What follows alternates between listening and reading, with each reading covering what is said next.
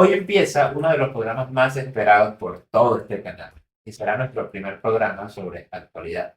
Este 31 de mayo será la primera vuelta presidencial y hoy presentaremos un análisis detallado de lo que será esa primera vuelta. Comenzamos. Porque los no alineados como nosotros We shall fight on the seas and oceans. We shall fight with growing confidence and growing strength in the air. ¿Qué tal que yo me hubiera quedado callado? patria o muerte. Me faltó tiempo. Hey, bueno, buenas noches a todos ya porque es de noche. ¿Cómo está, señor Más? No lo había saludado. Ya es una habitual de este programa. ¿Cómo se encuentra el día de hoy? Muy bien, gracias nuevamente por la invitación. Hoy venimos a meternos en problemas casi, ¿no? Porque, bueno, estamos en un país bastante polarizado en este momento por el tema político, así que hoy vamos a tocar un tema sensible. ¿Sí? ¿Cómo cree que reciban los espectadores este programa? Obviamente vamos a hacer un análisis de los tantos que se están haciendo, pero la última palabra la tiene el constituyente primario en las urnas. Son este 31 de mayo y bueno, supongo que todos estamos a la expectativa. Están unos que si Cepeda, que si de la Espriella, que si Paloma, que ha emergido ahora en los últimos días. Pero bueno, va- vamos a ir entrando en materia, ¿sí? Y bueno, yo quisiera preguntarle en primer lugar, ¿cómo ve el contexto general de esta campaña? ¿Cómo ve a los tres candidatos que tienen verdadera posibilidad? Porque claro, está que sí Claudia López, que sí tal, pero todos sabemos realmente que hay tres candidatos en contienda, que son Cepeda, de la Espriella y la señora Paloma Valencia. ¿Cómo lo ve usted? Pero primero no hay que adelantarse a los hechos, hay que esperar la primera vuelta. Basado en las encuestas y en otro tipo de evidencias, hay tres candidatos que pican en punta. No obstante, los otros no son convidados de piedra. En una eventual segunda vuelta, estas personas van a ser importantes para definir el nuevo presidente de la República. En ese orden de ideas, los tres candidatos con más opción serían el señor Iván Cepeda, el señor Abelardo de la Espriella y la señora Paloma Valencia. La noche de hoy no vamos a hablar lo mismo que se ha dicho en otros espacios, en medios tradicionales y en medios digitales como este. Sencillamente recordar que Iván Cepeda es un filósofo, viene del polo democrático, hoy en día de esa alianza que es el pacto histórico, el candidato del gobierno, representa el continuismo y la mayoría de sus adeptos se basan en un principio, el que diga Petro. Por eso está Iván Cepeda.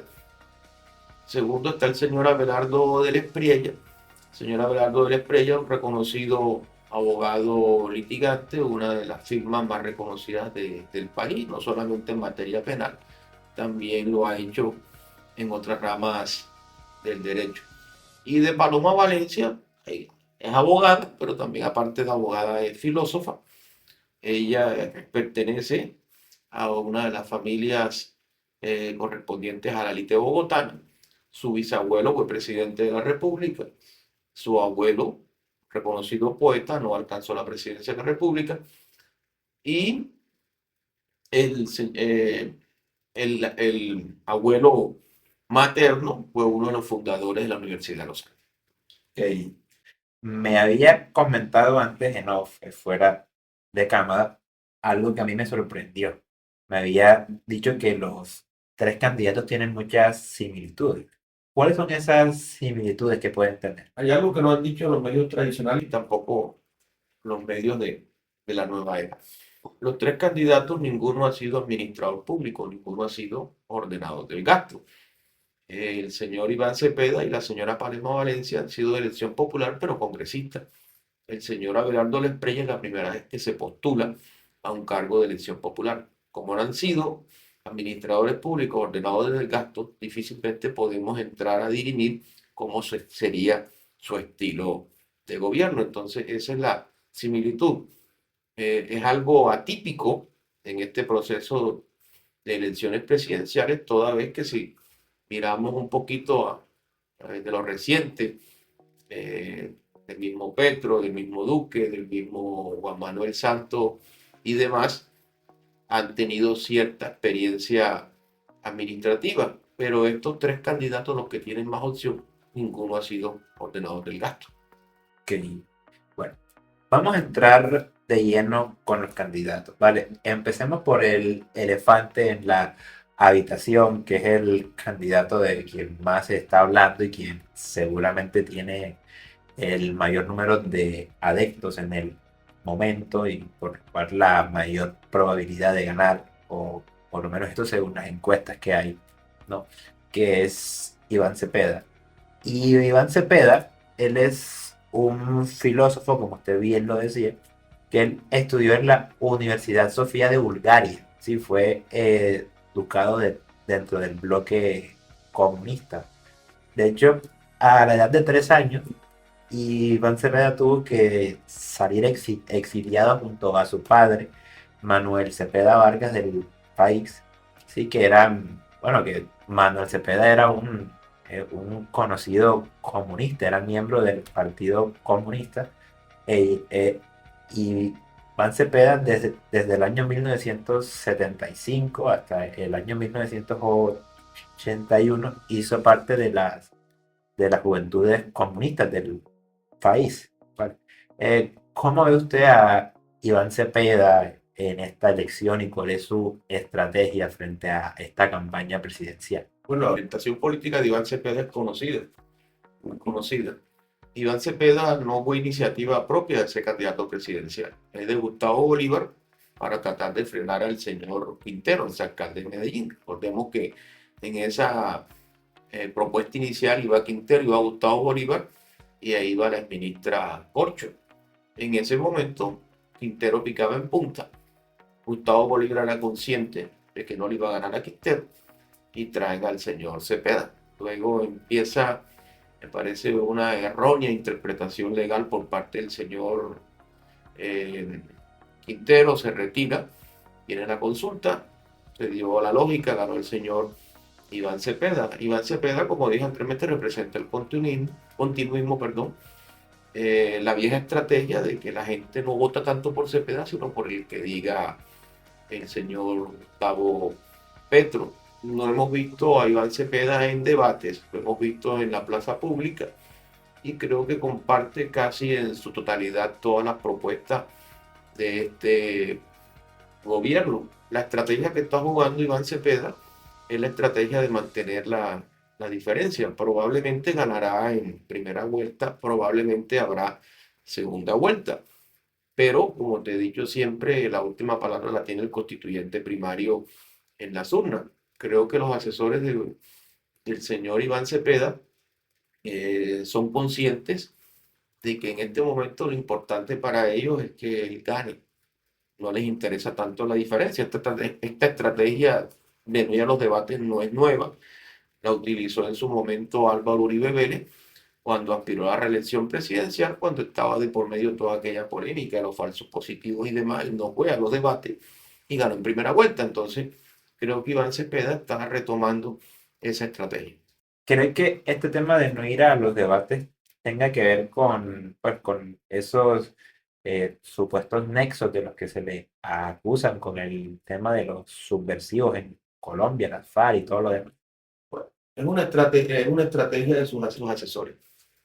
Ellos no se van a desgastar porque ¿quiénes son los que tienen que acercarse a Iván Cepeda? Tiene que ser el señor de la Estrella y la señora Paloma Valencia. Ellos tienen claro cuál es su electorado. El mismo electorado que apoyó a Gustavo Petro, sumándole las familias tradicionales, sumándole a Benedetti, sumándole a Rey Barrera, sumándole al Gordo García Romero, sumándole a Piedad Zucardi, sumándole toda esta política tradicional que marcó la diferencia de Petro en segunda vuelta. Entonces, Iván Cepeda no se va a desgastar. Creo que sus asesores son claros de que los que tienen que hacer ese trabajo son los que están abajo. Entonces, él no va a ir a un debate. Si va a un debate, Caracol y RCN perfectamente sabe que lo van a arrinconar. Si va a un debate en medios públicos, entiende que medios públicos está al lado del gobierno. Entonces, ellos están haciendo un trabajo en plaza pública y en redes sociales y creo que no van a cambiar esa estrategia. Ok. Saliendo ya del señor Cepeda, vamos a entrar con uno de los candidatos que, digamos que ha tenido más impacto, digamos, ya en los últimos 2 años que yo ya lo llevo siguiendo en redes, que es Abelardo de la Espriella. Abelardo de la Espriella, como ya todos sabemos, es un conocido abogado, ¿no? Es de origen caribeño, de la zona de Montería, pero nacido en Bogotá, que además de su profesión ha sido empresario, era ya una figura en las redes sociales, era actor, tiene hasta ciertas inclinaciones artísticas, era cantante, habla en italiano, algo así, y incluso es una de las figuras más destacadas en el género del podcasting en Colombia. Fue uno de los pioneros, ¿no? Que tenía su serie de entrevistas y ahí salía con Álvaro Uribe, con ciertos personajes y la verdad, sea dicha, lo hacía muy bien. Es alguien que se expresa bastante bien. De la Espriella es mucho más joven que Iván Cepeda, es algo así como 14 años más joven que Cepeda. Lo hemos estado viendo en los últimos días bastante cercano a la corriente del presidente Milei en Argentina. Hace unos 2 días hizo un en vivo con Agustín Laje, que es uno de los activistas más exitosos en Argentina. Eh, ¿Cómo lo ve usted a Abelardo de la Espriella, ¿no? Y toda su campaña? ¿Cree que es realmente un outsider? O sea, como esa figura que no tiene experiencia en la política, en la administración, pero que puede tener éxito como administrador, ¿no? El caso del presidente Milei en Argentina, que era docente y de docente fue tertuliano en programas de la televisión y de ahí pasó al Congreso y luego a presidente. ¿Cómo lo vea de la Bueno, Espriella? para ser directo, para estar en segunda vuelta, Abelardo de la Espriella tiene que ganar en la región Caribe. Petro le gana a Hernández por la diferencia que le saca en la región Caribe. La diferencia aproximada de Petro con Hernández fueron 800.000 votos. Iban parejos en el resto del país y en la costa atlántica le sacó la diferencia. De la Espriella reafirma su condición de costeño, pero hace unos días habló que él era costeño auténtico y que el otro, menos que se refería a Petro, era un costeño de Temo. Eso lo dijo hace unos días. ¿Por qué? Porque perfectamente sabe que si gana en la región Caribe puede pasar segunda vuelta y puede en segunda vuelta tener más opción para ser presidente. Él sabe que si pasa segunda vuelta, el uribismo es disciplinado y el uribismo y todas las fuerzas conservadoras del país lo apoyarían en segunda vuelta. Hay un obstáculo que viene siendo Paloma Valencia. Por más que los medios de comunicación insistan del crecimiento de Paloma, me parece que Paloma no va a alcanzar Del Espriella. Va a pasar con Del Espriella el mismo fenómeno que el señor Hernández. ¿Cuál puede ser la diferencia entre Hernández y Del Espriella? Que aunque para esta primera vuelta se presente Del Espriella, aparentemente sin maquinaria, él es muy cercano al uribismo. Y el uribismo no le interesa si es Del Espriella cualquiera, le interesa que no se dé el continuismo del progresismo. ¿Y quién representa el progresismo? El señor Petro. Entonces, todos los que sean antipetristas del país, en segunda vuelta, apoyarían a Del Espriella en caso que sea el candidato, en caso que él sea el candidato. Pero creo que lo más importante para Del Espriella, y lo sabe perfectamente, es sacar la diferencia en la región Caribe. Si saca la diferencia en la región Caribe, estaría en segunda vuelta. ¿Cuáles son las debilidades y fortalezas de la Espriella? Las debilidades que tiene, que en este momento no cuenta con el apoyo de la maquinaria que representa el uribismo. Uribe en este momento está con la señora Paloma Valencia. La segunda opción es el señor Del Espriella. Del Espriella tiene que hacer todo lo posible. Si está en segunda vuelta, contará con la maquinaria. Como dije hace un momento, la inexperiencia administrativa. Para uno definir cómo es el estilo de gobierno hay que mirar los antecedentes. Mucha gente lo compara con Bukele, pero es que Bukele fue primero alcalde, su municipio de origen y luego en la capital de El Salvador. Ya era reconocido. Y todos sabían cuál era la política de Bukele. El caso del señor de la Espriella, una cosa es lo que diga en campaña y una muy diferente cuando vaya a administrar. ¿Cuál es su perfil como abogado? Es un abogado especialista en derecho penal, su carrera, su maestría, todos los estudios, aunque en la empresa que él lidera, esa empresa también ha atendido otro tipo de negocios relacionados con otras ramas del derecho. Entonces, su debilidad es que no cuenta con el apoyo total de la maquinaria uribista. Cuando digo uribista, agrupo todas las fuerzas conservadoras del país. La fortaleza, que es muy cercano al voto joven, cautiva sobre todo a esta nueva era los que están en redes, y hay que tomar en serio las redes. Ya las redes sociales han desplazado a los medios tradicionales. El Caracol y el RCN están a un lado. Lo que tú decías, los creadores de contenido, los influencers, los youtubers, como los denominen, son personas que marcan diferencia. Entonces, del Espriella está llegando ese electorado. Pero, repito, al final, si logra llegar a segunda vuelta, va a necesitar a esa maquinaria uribista para tener opción seria para ser presidente. Bien, mencionando eso de los jóvenes, que bueno, que lo acabas de decir, bueno, yo soy consciente que gran parte de la audiencia de este programa simpatiza con los ideales libertarios, ¿no? Que se están viendo en el último tiempo en el mundo hispano. Y en la última entrevista que dio de la Espriella con Agustín Laje, hizo una afirmación, digamos, bastante fuerte. Él se comprometió, ¿no? Con todo, y digamos, con todos los presentes en ese lifestyle, de aquella manera como lo hacen los políticos, a, a, a reducir el Estado colombiano, pues, digamos, en todo ese tema de las corbatas, sí que todos conocemos, los cargos públicos innecesarios y demás, reducirlo en un 40%. ¿Ve usted realmente posible que en el corto plazo de la Espriella cumpla con esto, o es más que todo como simples promesas de campaña? Como se lo dije antes de la grabación, Juan Manuel Santos firmó un convenio de buenas prácticas de gobierno. Y en este momento en el país, la tendencia es que primen los cargos de carrera. Los cargos provisionales de libre nombramiento y remoción, en un mediano plazo serían la excepción. La regla general son los funcionarios de carrera. Recordemos que el presidente de la República no es superior jerárquico del gobernador y de los alcaldes. Colombia, aunque es un país centralizado, cada gobernador, cada alcalde maneja a su manera su propio presupuesto. De la Espriella tiene que ir al Congreso de la República en caso que quiera fusionar ministerios. Esto no es nuevo. Esto lo inició César Gaviria comenzando los años 90, cuando dijo bienvenidos al futuro. Y César Gaviria reduce el Estado, fusiona algunos estamentos estatales, pero luego los presidentes de turno, luego de Gaviria vino Samper y otros presidentes, ¿y qué hicieron? Lo que se conoce como nóminas paralelas. Puedes acabar con una entidad del Estado, puedes entregar a los privados que manejen, ya se hizo con Telecom, ya se ha hecho con otras entidades, pero las nóminas paralelas siguen.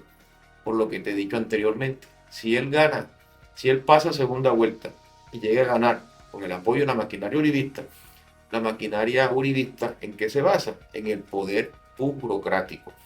Lo mismo que estamos viendo en este gobierno y hemos visto todos los gobiernos. Él tendría compromiso, ahora no tiene compromiso con ninguno. Pero si va a segunda vuelta, tiene que en ese momento hablar con el uribismo que representa al expresidente Uribe y todos esos políticos de vieja data que lo que quieren es participación en la torta. Yo creo que esa propuesta de él es una propuesta política, puede recibir adeptos, puede atraer a esta generación.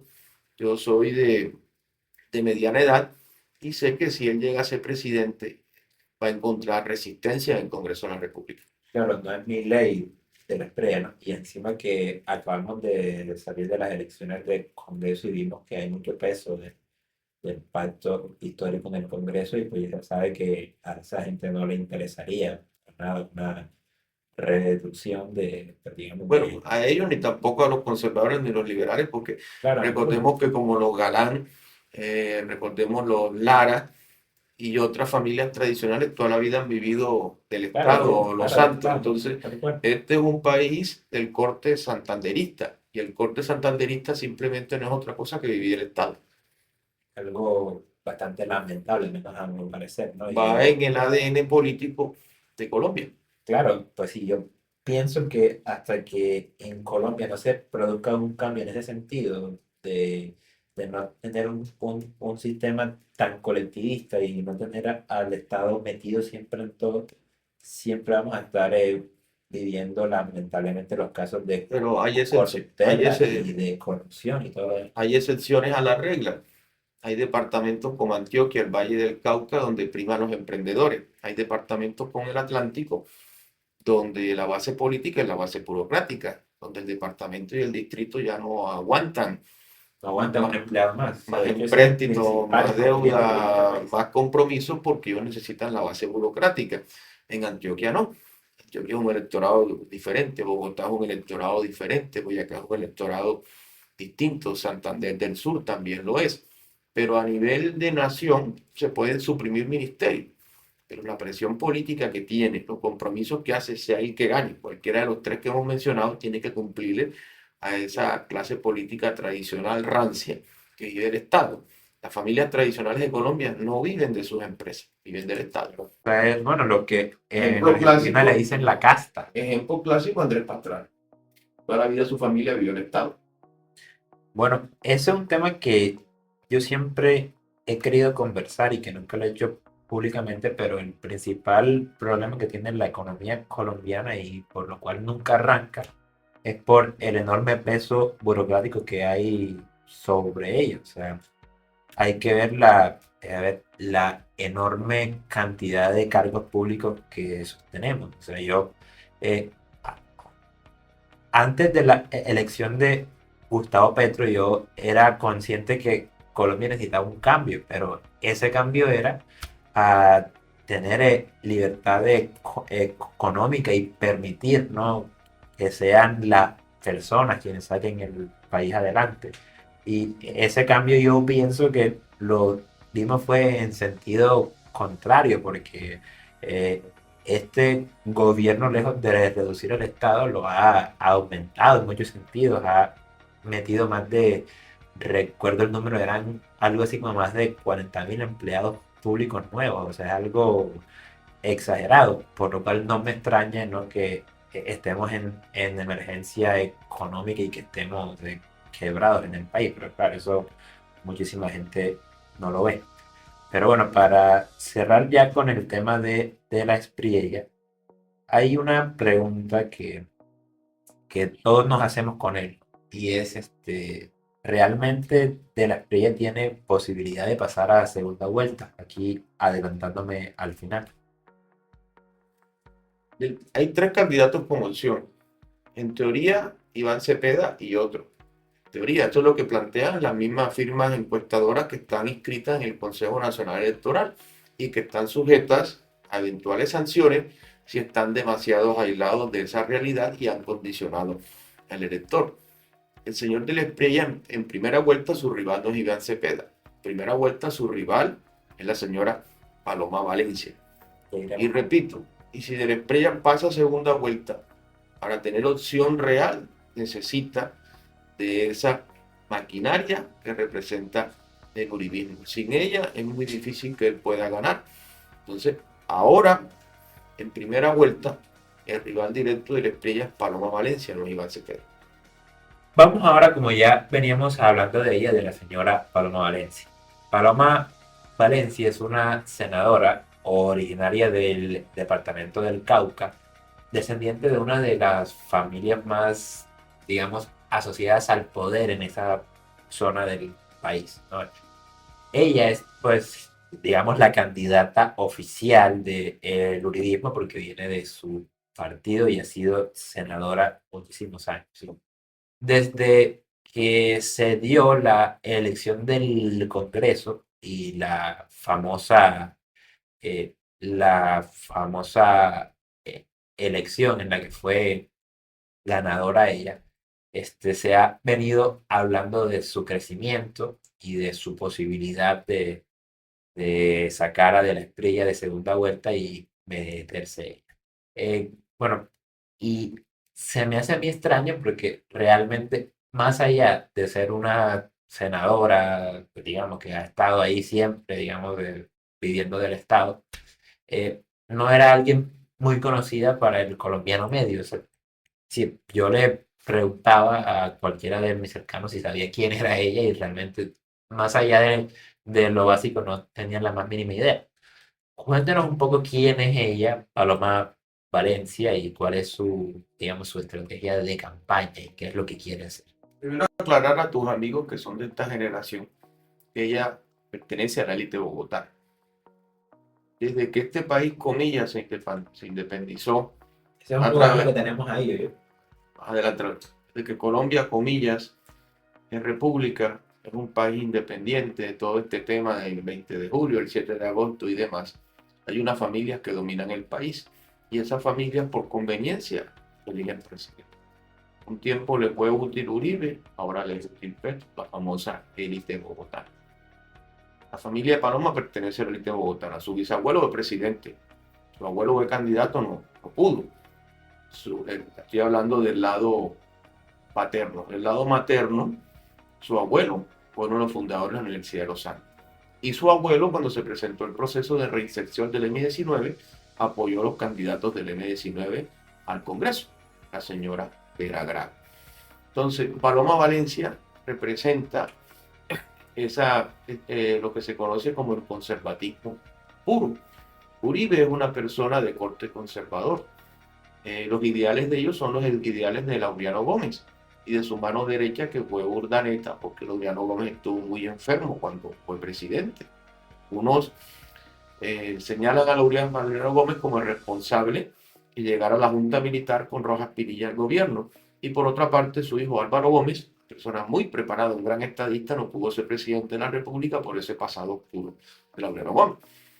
Paloma Valencia representa ese conservatismo que claramente marca una diferencia entre libertades y libertinaje, ese conservatismo que se sentía cómodo con la Constitución del 86 y que hoy en día no ha aceptado toda esa serie de cambios, toda esa visión de la Constitución del 91. Basado en la anterior, ella tiene la maquinaria. ¿Por qué hay maquinaria? Como le dije hace un momento, Colombia es un país centralista, pero el presidente de la República no es superior de gobernadores ni de alcaldes. Hay una gran cantidad de gobiernos departamentales, empezando por Antioquia, gobiernos municipales, con los cuales tiene pleno respaldo la señora Paloma Valencia. Tiene una gran opción de pasar a segunda vuelta y tiene opción de ser presidente, porque eso es lo que representa ella. Representa la clase tradicional. ¿A qué está apostando en primera vuelta Paloma Valencia? Obviamente ha hecho todas las críticas del gobierno en su condición de congresista, los debates que se han presentado que son de público conocimiento, pero el rival a vencer para ella es el señor Abelardo de la Espriella. De pasar Paloma Valencia a segunda vuelta, va a agrupar parte del electorado del señor Abelardo de la Espriella, porque Abelardo de la Espriella, aunque cuenta con el apoyo de la gente joven, también en sus filas hay gente de la vieja escuela. Duque, por lo menos, está apoyando a Abelardo de la Espriella, la familia Char está apoyando a Abelardo de la Espriella y otras familias tradicionales. Si no pasa segunda vuelta de la Espriella, en este caso sería con Paloma Valencia. Es abogada de profesión, es filósofa y todos conocen cuáles son sus bases. Para muchos fue un error la fórmula vicepresidencial del señor Oviedo. Oviedo no ha sumado lo que esperaban. Al contrario, muchos creen que los votos de Oviedo los obtuvo en la consulta, de la cual fue segundo. Esos votos podían pasar en un número considerable a la señora Claudia López. Dentro de las posturas de Paloma Valencia no está el matrimonio igualitario. No converge con lo que es la inclusión social, pero tiene la maquinaria de gobiernos departamentales, gobiernos municipales, y tiene una fuerte opción de pasar a segunda vuelta y una gran opción también de ser presidente. Dos cosas, ya que mencioné el tema con Oviedo. A mí esto siempre me pareció una mezcla un poco extraña porque, o sea, a ver, no se me ocurre dos personas más diferentes que Juan Daniel Oviedo y Paloma Valencia, al menos en ese tema de, a ver, en la forma de ver la vida misma, o sea, en sus mm, valores personales. A ver, ¿cómo cree usted que el votante de Paloma Valencia, esa persona conservadora, ¿no? Que viene, digamos, descendiente de esa familia bogotanas de tantas generaciones, etcétera, se tomen a una persona como Juan Daniel Oviedo, que es abiertamente homosexual, está a favor del aborto y todos estos temas bien complejos que a ver que para esta gente son innegociables? ¿Y cómo cree usted que el votante de Oviedo, no sé, que es una persona que va muy a los datos, es alguien bien elocuente cuando se comunica, pero cómo cree usted que ese votante eh, vea esa adhesión a la campaña de Paloma Valencia, que en muchos puntos puede ser contraproducente con ellos? Yo creo que todo Oviedo es uribista. Trabajó con el gobierno de Álvaro Uribe y trabajó con Juan Manuel Santos, que fue elegido por Uribe. Ya en la segunda, cuando aspira a la reelección, se distancia el señor Santos del señor Uribe. No obstante, le respetó a Uribe algunas cuotas políticas, burocráticas, como en el caso de Oviedo. Entonces, Oviedo es uribista. El reconocido periodista Zuleta, que también es abiertamente gay, ha criticado fuertemente a Oviedo, en el sentido de que Oviedo, antes de unirse a Paloma Valencia, fue bastante reservado, pero a juicio de él, ahora se está mostrando demasiado evidente, ¿no? Para el conservador tradicional, para el uribista de pura cepa, nunca converge con el señor Oviedo. No obstante, esa decisión no creo que haya sido de Paloma Valencia. Esa decisión más bien viene del expresidente Uribe. A mí me parece que es poco lo que ha sumado Oviedo a Paloma Valencia. Y Paloma Valencia ha sido clara en su postura. No comparte que se siga avanzando en ese tema del matrimonio igualitario. Y Oviedo, como dice uno en el lenguaje político, le ha tocado bajar la guardia y le ha tocado pasar a un segundo plano. Porque en este momento, Claro que es público ellos. la presencia de Oviedo, que hizo que el exministro de Justicia, el señor Fernando Londoño, se distanciara. Ha dicho que esta vez no comparte la escogencia del expresidente Uribe. Tampoco ha dicho que se va con Del Espriella, y no es el único caso. Pero vemos que Paloma Valencia siempre está con el expresidente Uribe, buscando ese voto conservador, buscando ese voto tradicional. Lo dicen muchas personas especialistas en este tema de plataformas, redes sociales. Paloma Valencia no atrae mucho al nuevo electorado, pero ella es fiel a sus convicciones y tiene una gran opción con esa maquinaria regional burocrática que maneja el Centro Democrático. Vamos a pasar ahora con el final y bueno, y esta es la pregunta que yo sé que todos están esperando, ¿vale? Nos vamos a arriesgar a dar un pronóstico de la primera vuelta. Denos usted primero el suyo, luego yo le voy a compartir el mío. ¿Cómo ve usted esa primera vuelta presidencial y a quién ve pasando a segunda vuelta, si es que hay segunda vuelta, ¿no? Porque puede suceder que no ha sucedido, pero es legalmente posible que haya presidente en primera vuelta. Hasta ahora el único que ha ganado en primera vuelta ha sido el presidente Uribe, cuando aspiró a la reelección. Es el único caso que se ha dado. Hay tres candidatos con opción: el señor Iván Cepeda, el señor Abelardo Del Espriella y la señora Paloma Valencia. Todo indica que tendremos segunda vuelta. Para la mayoría o la mayor parte de las personas que manejan este tema de las estadísticas, de las encuestas y demás, repito, las firmas oficiales, las que están inscritas en el Consejo Nacional Electoral, la segunda vuelta sería Iván Cepeda y otro. Si no vamos por el electorado de redes sociales, el electorado de redes sociales le gana por mucha distancia el señor Abelardo de la Espriella a Paloma Valencia. Aunque los dos siguen con los ataques al gobierno, sus asesores saben que los rivales son ellos. Son dos. Iván Cepeda pasaría, repito, no lo digo yo, lo dicen las firmas encuestadoras, a segunda vuelta, por definir entre Paloma Valencia y de la Espriella.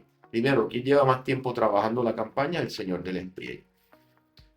¿Con qué cuenta Paloma? Con esa maquinaria. Pero se puede repetir el fenómeno de hace 4 años con el señor Hernández. Uribe insistió en el actual alcalde de Medellín, el señor Fico.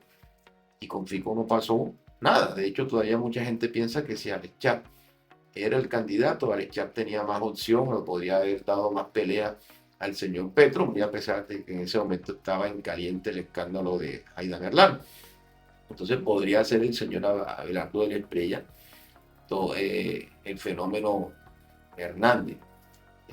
Aventurándonos, porque aquí no tenemos la bola de cristal para saber qué va a suceder. Yo creo que Paloma no alcanza a descontarle la diferencia al señor de la Espriella. Parece que tendremos una segunda vuelta que sería el señor Iván Cepeda con el señor Abelardo de la Espriella. ¿Qué pasa en segunda vuelta? Ese es otro análisis. Estamos hoy a 25 de abril. Habría que mirar en el mes de mayo qué fenómeno va, pero la estrategia no va a cambiar. Seguirá de la Espriella y seguirá Paloma en una especie de guerra fría, de dientes para afuera. Seguirán atacando el gobierno Petro, pero en realidad ellos son los rivales. Uno de los dos debe vencer al otro para pasar a segunda vuelta. Con esto no estoy diciendo que el presidente inevitablemente sea el señor Iván Cepeda, porque la segunda vuelta es otro análisis. Pero creo que la segunda vuelta, si es que la hay, sería el señor Iván Cepeda y el señor Abelardo de la Espriella. En mi caso yo tengo 2 puntos, claramente. La primera es que yo siempre he visto desde que tengo uso de razón, que son alrededor de 3 campañas presidenciales, de que en estas elecciones es muy importante el voto de opinión. Y como usted bien lo dijo, Palma Valencia tiene mucha maquinaria, tiene a todo el organigrama del Centro Democrático, de la familia detrás suyo, Del conservatismo puro. del conservatismo puro. Pero en votos de opinión yo la veo muy pobre, por no decirle nula. O sea, yo, a ver, no he conocido a nadie sin compromiso del que ya todos sabemos que diga que va con esa persona por convicciones. Deben ser muy pocas y seguramente acá en los comentarios vamos a tener alguna, pero al menos yo face to face no he conocido una. Y la otra, sí, la otra es que yo pienso que si el objetivo es impedir que Iván Cepeda gane, es mucha mejor alternativa a Abelardo de la Espriella que Paloma Valencia.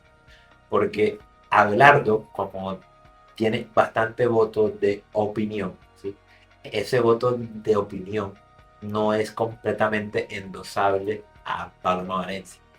En cambio, las maquinarias, que son un sistema disciplinado, ¿no? A ver, que lo que el patriarca diga se hace, sí se sumaría a la campaña de Abelardo de la Espriella. Y como última pregunta le quiero preguntar... Bueno, antes de su última pregunta, hay que aclarar que Abelardo de la Espriella cuenta con el apoyo de la familia Char en esta primera vuelta. Si no es de la Espriella, la familia Char apoyaría a Valencia, y no son los únicos, los Char, aunque no la hagan de frente, clase política tradicional que está con Abelardo de la Espriella, aunque el fuerte de Abelardo de la Espriella es el voto joven, pero en segunda vuelta también el voto indeciso puede definir. Si es un antipetrismo, votaría independiente en segunda vuelta de que sea de la Espriella o sea Paloma Valencia. Si hablamos de voto de opinión, sí, a nivel de redes sociales, como lo dije, la distancia es grande entre Abelardo de la Espriella y Paloma Valencia, pero Paloma Valencia va a ser fiel a su convicción. En primera vuelta a su maquinaria conservadora y en segunda vuelta buscará el voto antipetrista, que es una de las variantes que tiene el voto opinión. Bueno, esa era mi última pregunta. ¿Cómo ve usted el voto de opinión en esta primera vuelta? Bueno, depende de la perspectiva. Si estamos en la región Caribe, si estamos en la Orinoquía, si estamos en la región andina, si estamos en el centro, estamos en el sur del país. ¿Quién define la presidencia de la República? En su orden, Bogotá, la capital de la República, el departamento de Antioquia, el Valle del Cauca y la región Caribe. En menor instancia, la costa del Pacífico, la zona sur y demás. Pero, repito, Bogotá, Antioquia, región Caribe y Valle del Cauca definen la presidencia de la República. Vamos hace 4 años. Petro, ¿por qué gana? Que le sacó la diferencia al señor Hernández en la región Caribe. Pueden mirar la cifra, iban muy parejos, pero Petro se disparó en la región Caribe. Entre Paloma Valencia y Del Esprey, la región Caribe, debe ganarle el señor Abelardo Del Esprey a Paloma Valencia. El caso de Iván Cepeda va a buscar marcar la diferencia. Para él su estrategia es la sumatoria de todas las regiones y subregiones del país. Pero en este momento Paloma no está muy interesada en la región Caribe, pero en segunda vuelta, si pasa Paloma Valencia, va a explotar en la región Caribe el voto antipetrista. ¿Y qué va a buscar en la región Caribe el señor Iván Duque? Va a buscar los que sean, Iván Cepeda, perdón, corrijo. Va a buscar el señor Iván Cepeda los que sean afectos cercanos al señor Gustavo Petro. Hasta ahora ese es el análisis hoy, el 25 de abril. Vamos a estar atentos en el mes de mayo, pero creo que esto no va a variar. Seguirá el voto antipetrista y será el voto que represente el continuismo o lo que denominan los seguidores de Petro como gobiernos progresistas. Entonces, muchachos, pronóstico del canal Los No Alineados de la Historia, para que quede claro y no tengan que buscar ningún clip. Es segunda vuelta Cepeda con Del Esprey. Bueno, más, creo que en este momento ya podríamos ir cerrando el programa. Creo que nos ha quedado bastante bien el análisis. Sé que va a ser un programa polémico porque, a ver, es un programa directamente político, pero creo que era necesario, ¿no? Era necesario colocar un poco de luz en este tema entre tanta polarización y falta de claridad al respecto. Y bueno, esperemos que pase quien pase a segunda vuelta y gane quien gane, sea lo mejor para el país. Bueno, para concluir, en Colombia no existe ni izquierda ni derecha, existe polarización y esa polarización se basa en gobierno y oposición. Este país no vive de los emprendimientos, este país no vive de los gremios, no vive de las industrias. Colombia depende de la burocracia, lo que usted como gente joven aspira. El análisis varía de región en región.